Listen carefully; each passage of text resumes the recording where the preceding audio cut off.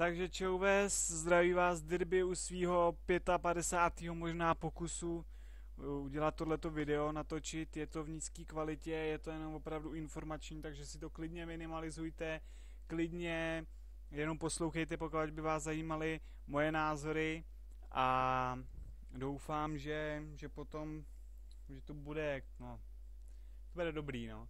Každopádně teď tady s váma budu mluvit tak nějak jako na TSku, prostě jako normální člověk, ne jako nějaký povýšený idiotek, jo, takže to vůbec.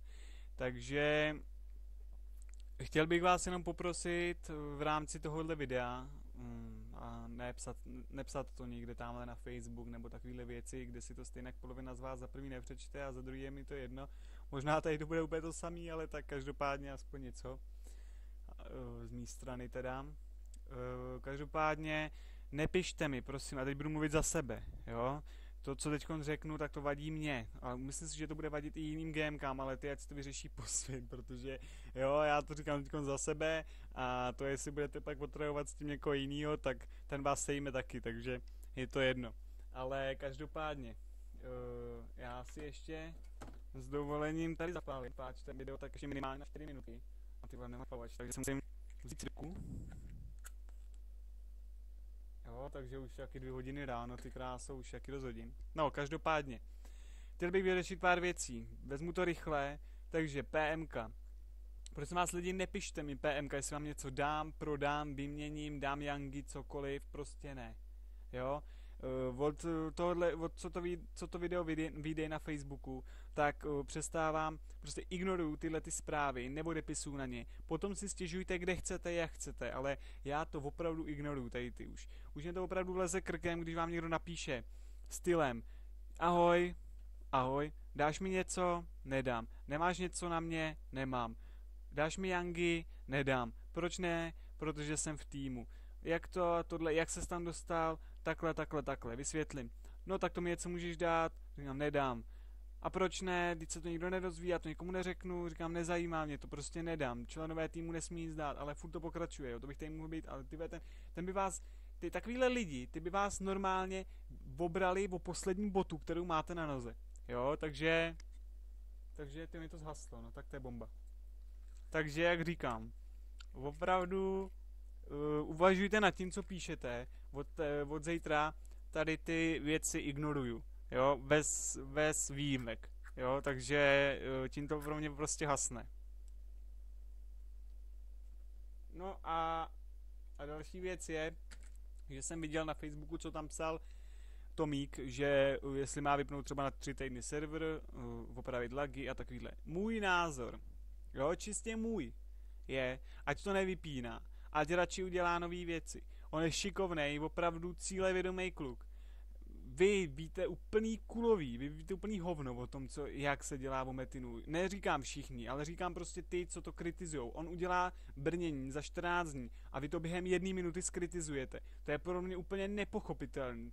Jako sami prostě odezvy na ty brnění byly prostě kladný odezvy, ať je tam dá. 14 dní na tom makal a pak nějaký pro mě blbečkové tam přijdou a do minuty prostě to ty Brnka odsoudí, že je to na nic, že takovýhle lidi opravdu, já vás nechápu, vy byste se nad sebou měli normálně zamyslet a opravdu si říct, nebo zkuste si udělat Metin a jsem zvědavej, jak vy tam ty brnění budete cpát. Jestli tam dáte nějaký namalovaný obrázek, tak to se vám vysměju na celý kolo a je mi to taky jedno.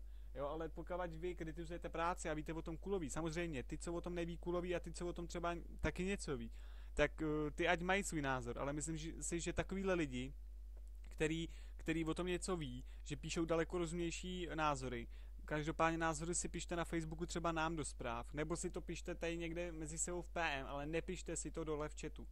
Jo, to pro mě funguje tak nějak jakože na obchodování, na pokeci, tohleto, ale aby tam někdo kritizoval tenhle Metin, to jako toho odstřelím hned a jako to je mi jedno a potom jestli bude říkat, za co mám ban, tak mu řeknu, máš ho na den, až se sklidníš a dál mě to prostě nezajímá. Jo, takže tohle si pište v PM, tam je mi to jedno, ale jako jestli budete tady ty věci, tak prostě děláte si pod sebou sami vlastní bordel. Jo, takže asi takhle k tyhle věci. Další věc jsou mince, byť se řešte jenom s vampírem a s Tomíkem, mě to nepište, já vás akorát můžu zase odkázat na ně, je to LGM, jo, ne SGM, je to LGM Vampire, takže s velkým B, takže tomu pište, po případě ten to kontroluje vlogu a tady ty věci, takže ten vám je, pokud jste to opravdu posílali, tak vám je připíše, můžu vám to zjistit maximálně na Facebooku, zkuste nejdřív, jo, pak napište mě, jestli tady třeba je, nebo tak, já vám to zjistím na Facebooku, po případě mu napíšu, ať přijde do hry. Další, když padne login, jsem rád, když mi někdo napíše, hele, padnul login, jo, já se na to kouknu, řeknu OK, děkuju, prostě napíšu to hned vampírovi Tomíkovi, hned to tam je, hned to tam mají, hned o tom ví, až tam přijdu na ten Facebook a oni tam prostě chodí, takže oni to ví, oni to vidí a hned potom to řeší. Ale zase, jo, nemůžu spolíhat, nemůžu garantovat, kdy oni tam přijdou. Takže na otázky takový, jakože kdy tady budou, tohle nevím. Nevím, jakou mají práci, mají taky svůj život a na Metinu myslím si, že tráví dost času, i když ne třeba ve hře, tak jako my, ale trošku vevnitř toho Metinu, takže jako myslím vevnitř, jako že by tam běhali, jo, takhle po té mapě, to ne, ale jakože prostě znitra toho Metinu je to prostě, oni třeba dělají na něčem, ale nedělají to ve hře, jo, takže asi k tomuhle. Kontaktujte o tyhle věci, no prostě tyhle ty dva kluky, který se tomu vlastně věnujou, jo, takže takhle. Bany, objasněním banů, já to beru pořád tak, kdo ode mě dostane ban, tak já mu unban dám po nějaký třeba domluvě, jo. Za bugy je unban na level 125, takže bez nějakého většího domlouvání. Ty, kdo měli ban za bugy, je možnost mít unban, ale i když měli 170, nevím, 170 a bugly na 180, tak stejně jim to hodím na 125, bez výjimek. Takže k tomu takhle a k banům a k chatbanům, pokud někdo dostane, vy dostanete třeba od, já nevím, plácnu Joky, dostanete chatban, a tak nepište mi, ať já vám to odblokuju. Napište si vždycky tomu, od koho si myslíte třeba, že ten chatban máte třeba z jiný postavy nebo tak, jo? A to samý u banů. Já když vám dám ban, nebo vampír, když vám dá ban, tak kontaktujte jeho a ne mě, protože on ví nejvíc, nebo on ví nejlíp, za co ho máte a takže s ním se domluvejte. Jo, takže počítám, že členové týmu to dělají tak nějak podobně a doufám, že to takhle bude tak nějak fungovat.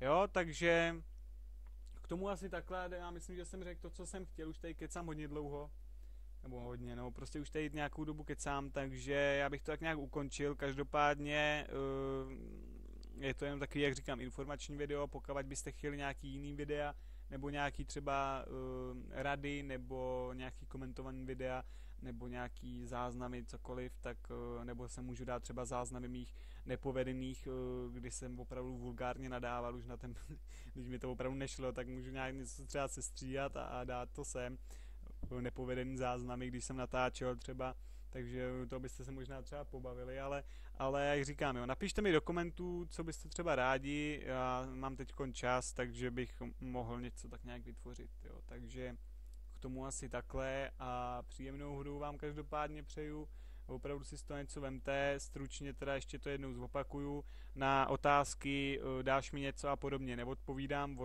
kdy vyjde tohleto video, tak už s tím končím, nějaký svatební dárky ode mě nečekejte, jak už jsem taky slyšel nějaký PMK, nebo viděl nějaký PMK, nebo chat vlastně de facto nějaký PMK, takže to taky ne.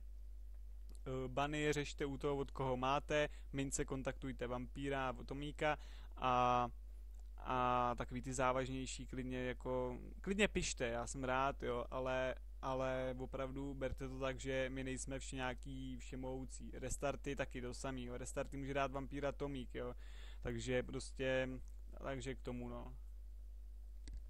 Takže já se s váma loučím, doufám, že v popisku něco aspoň najdu, něco nějakou inspiraci, co bych mohl dělat dál a zatím vám přeju teda příjemnou hru, mějte se hezky, možná tady nebude teď ten konec, nevím, to je ale jedno, takže se zatím mějte a jak říkám,